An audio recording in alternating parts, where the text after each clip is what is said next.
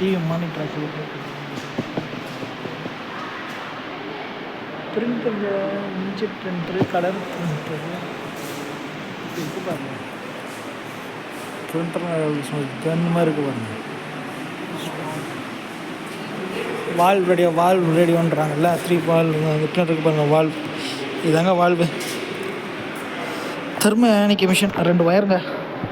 Heat பண்ணால் அது நல்லா ரெட் ஹாட்டாக ஹீட் ஆகிடும்.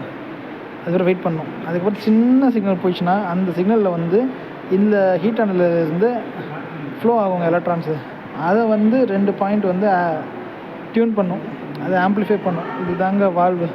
ஸோ 5 கண்ட்ரோல் இருக்கும், 5 பின்ஸ் இருக்குங்க. Heating pins, supply pins, அவுட்புட்டுங்க.